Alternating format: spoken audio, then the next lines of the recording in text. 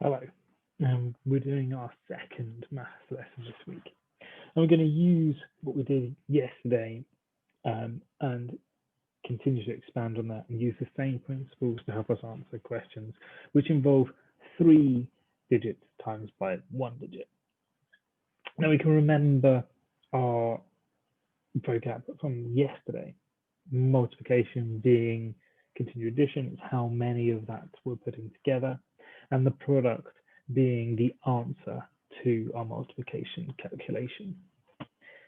These are very important, but also just remembering what we did yesterday and thinking about the models we used and the methods we used to get to the answer.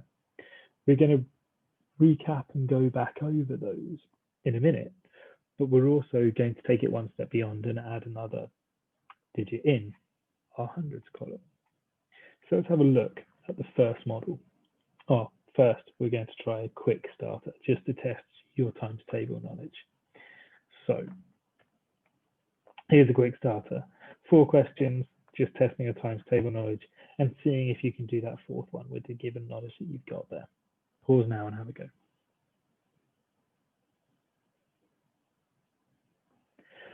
Okay, so this is interesting because it kind of leads us nicely into what we're doing.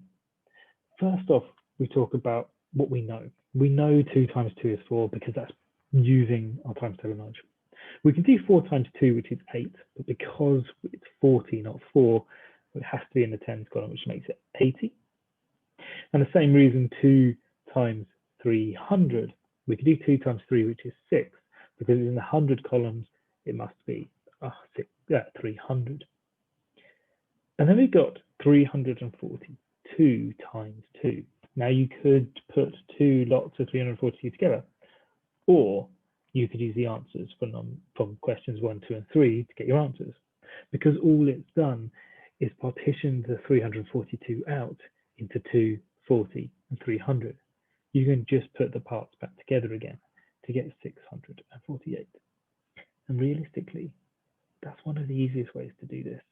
And that's actually what we're talking about doing in any of the methods we're talking about.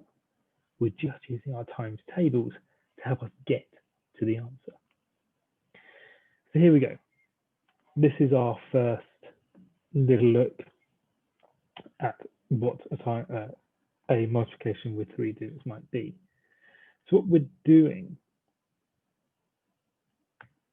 is we are looking at 243 timesing it by 4. And we can see that because we have 243 in each row. And surprisingly enough, we have 4 rows here. So written on this whole place value grid is the entire sum. It's 4 lots of 243. And all we need to do is work out how much we have in each column and whether or not we need to exchange. Very, very similar to what we did yesterday with the 2 digits. We look in the ones column first and we're looking at whether or not we need to exchange. And there we go. That's 1, 2, 3, 4, 5, 6, 7, 8, 9, 10. So we can take those 10 out of the ones and put it into the tens as an additional 10. We don't have any more than 10 in the ones column, so we can move on to the tens column. We look down the tens column. Do we have more than 10 in the tens column? Well, yes, we do. There's 10, so we can exchange those 10 tens for 100. And that leaves us there with 7 tens, which isn't over 10, so we're good. Then we look in the hundreds column, we just double check we don't have over 10. We've got 1, 2, 3, 4, 5, 6, 7, 8, 9. We're not over 10. We don't have to look into the thousands column, so we can stop there. And then all we do is we see how much we have in each column to get our answer. We have 2 ones, we have 7 tens, and we have 9 hundreds. So our answer should be 972. And this is a nice, easy way to get to an answer. And you can do this on squared paper. You just put out your grid and you put the dots in whichever column you need them to be in. And then when you need to exchange, cross out 10 in one column and add it to the next column. Have a go at doing that with this question. Here's your grid. The question is 3 times 150. Have a go, and then we'll go through it together. Pause now.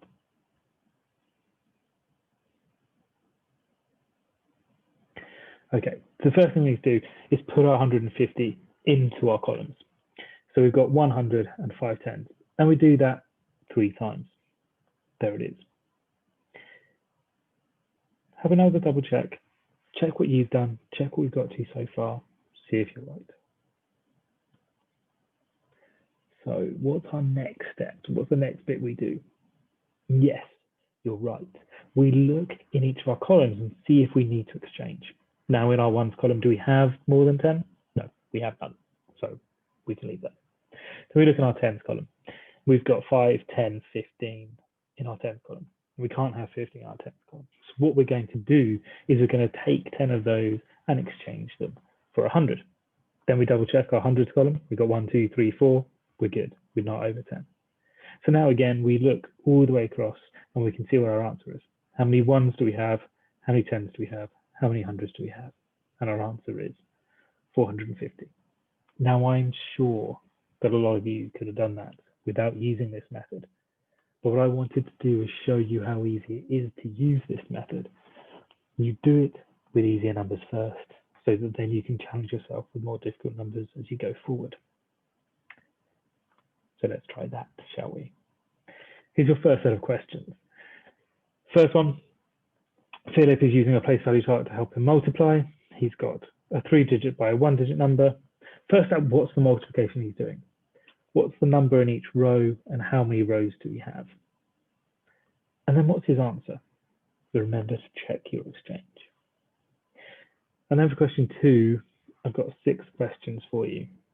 And on your grid, on your whiteboard, you can make a grid, you can put your dots and work out your answer and put your answers into your book. You can take a picture of it and put it onto tapestry for me so I can see what you've done. Have a go now, pause and give it a shot.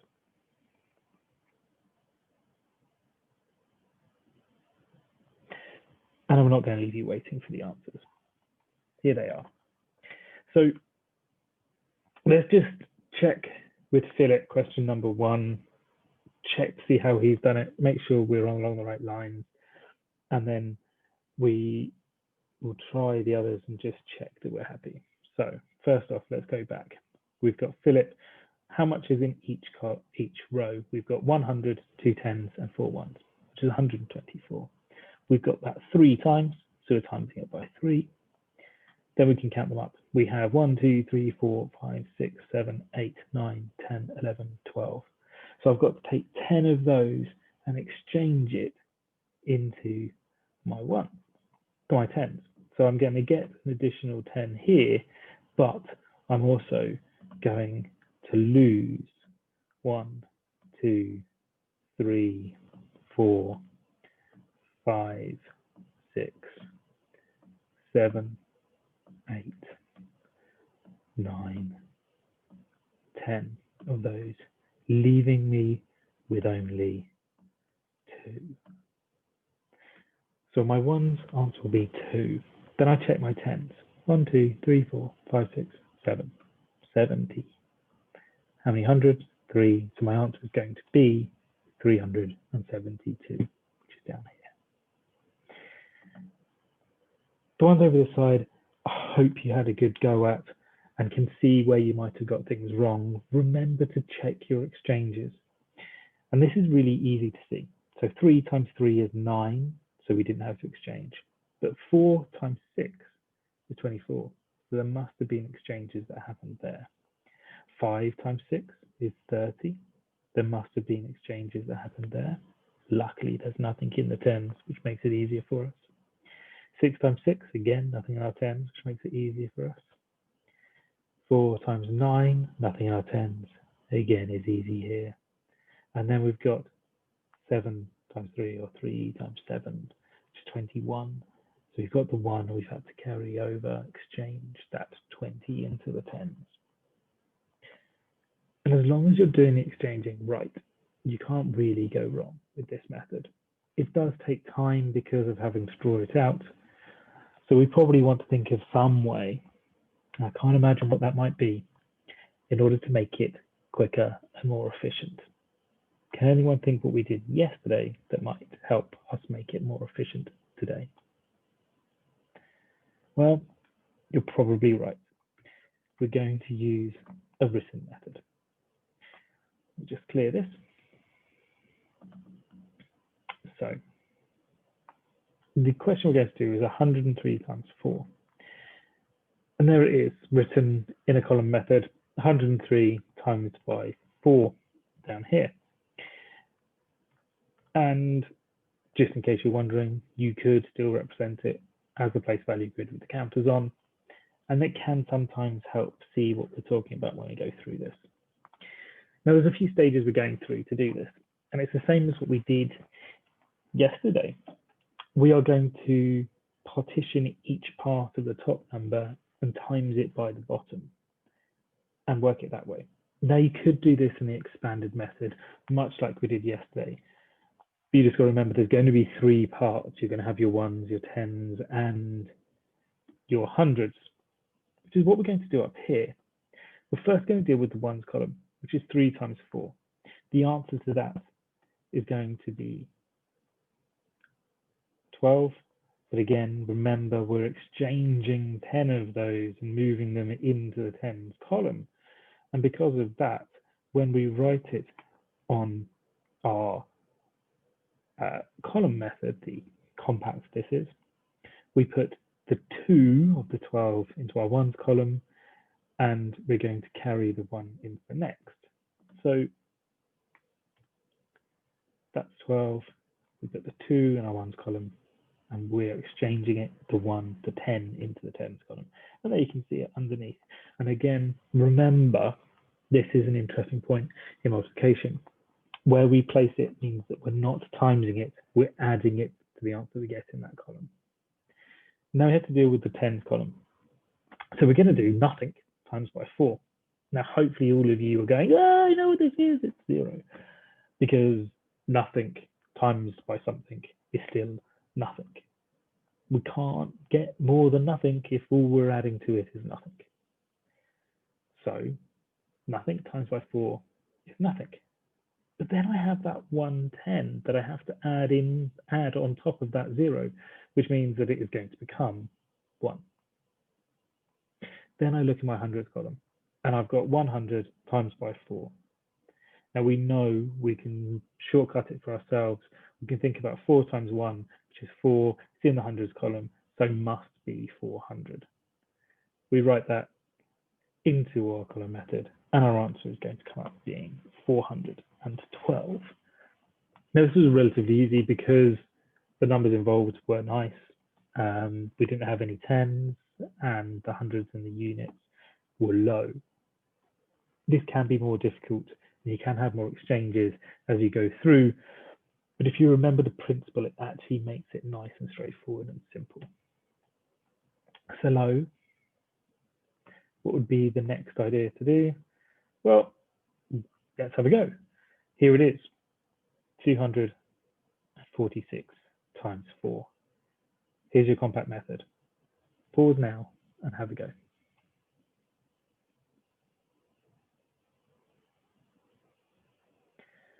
Okay, let's go through this one. This one is more complicated purely for the fact that you have numbers in each column and you're timesing by more and there's more complicated numbers involved. Now, I'm going to tell you where people go wrong the most.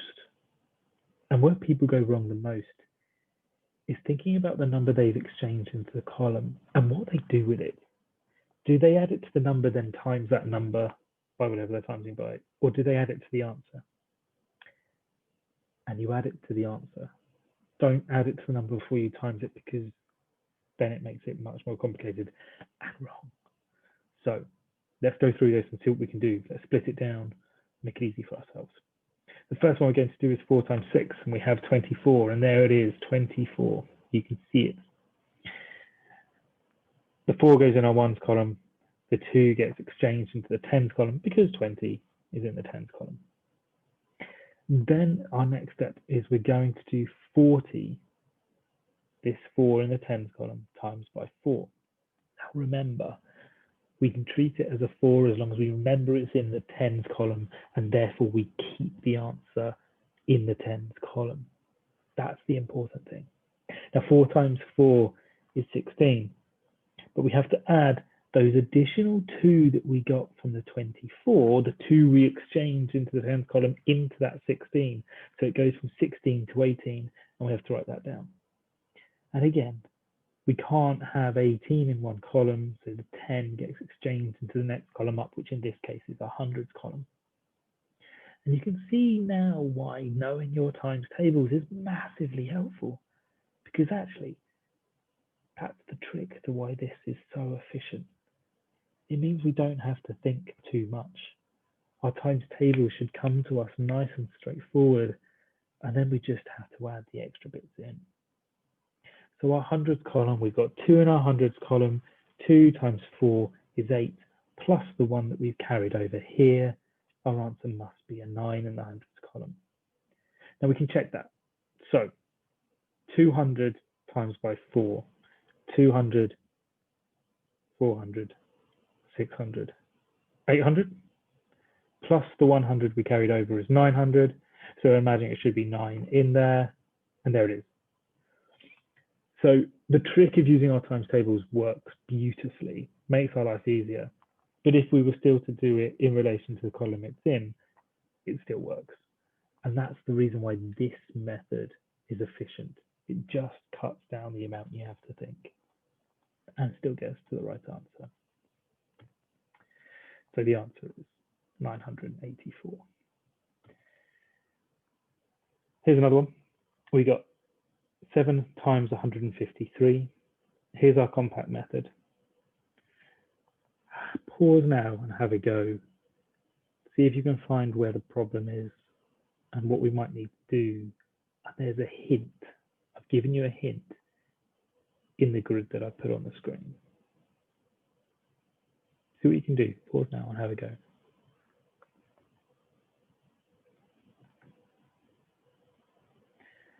Okay. So the first thing we do is we do 3 times 7, which is 21. The 20 of that gets carried over into the tens column, and the 1 gets put into the ones column, much like we've done before. Next step is 50 times 7, or 5 times 7, which is 35, but in the tens column is 350. So we are going to put that in there, but remember, we've got this 2. We have to add that 2 tens to that 350. That makes that 350 to, well, yeah. So 5 tens times 7 is 35 tens. Then we add the 2 tens to it to make it 37 tens. And this is probably the easier way to think about it rather than this way, because this is actually what we're saying. This is using our times tables. This in our head makes it easier for ourselves. And then we can put that 37 tens into the tens column. Now we can't put 37 into one column. We know that. So we've got 3 30 in there and 7. Now the 30 we exchange out for 3 100s, and we'd write that as the 7 tens and the 3 100s. And then we look in the hundreds column and we do 100 times 7, which is 700. Nice and straightforward. Then we have to add the 300s to it.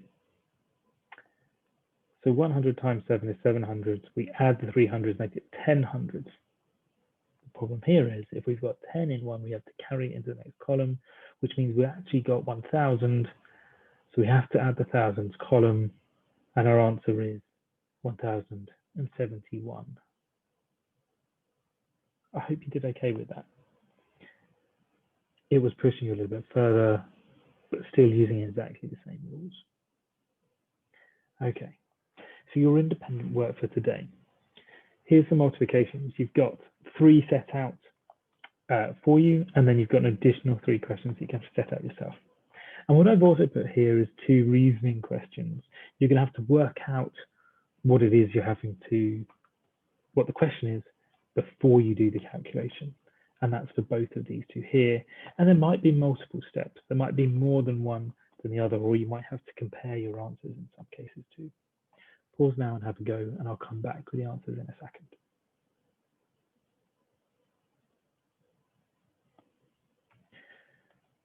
So here's our answers. Now, what you can see here is I've set up all of the answers for you in the compact method, so you can see where the exchanging has happened, and you can see how that's affected the answers. Then we go over here to our reasoning questions. We've got 7 year groups in school, and there are 120 children in each year group. How many children in the whole school? So what we're doing is we're saying there's 7 year groups, there's 112 in each year group. We're timesing 7 by 112. And then you can use your compact method, and you should find the answer of 784. And what you now want to do is in question 5, so our next question that we've got here, you can have a look and see whether what you have to do. So we've got a banana that weighs 140 grams. We've got a pineapple that weighs 355 grams. At the moment, we don't have to do anything with it. That gives us just raw data. We can't do anything with it yet. So let's have a look. The next thing hopefully should be the question. Bag A contains 8 bananas and bag B contains 3 pineapples. Which bag weighs more and by how much? So we have to work out the individual bags. So bag A, which contains bananas, contains 8 bananas. So what we're going to do is go times 140 by 8. And our answer at that stage is 1,120. So let's just make a note of that. Bag A is 1,120 grams. There we go. And bag B contains 3 pineapples. So we're taking the mass of the pineapples, which is 345, and we're timesing it by 3, which is 1,035. Now, the first question was, which bag weighs more? Well, quite obviously, bag A weighs more than bag B. So bag A weighs more than bag B. How much more? When we're finding a difference, what do we do? Well, the word difference gives it away. When we're finding a difference, we do subtraction, and we take away the smaller value from the larger value. So we do a subtraction, 1,120 minus 1,035. And what you'll find is the answer is 85 grams. So 1,120 minus 1,035. The difference is 85 grams. Our answer, therefore, is down here. Thank you for this lesson, and we'll see you in the next one. Bye.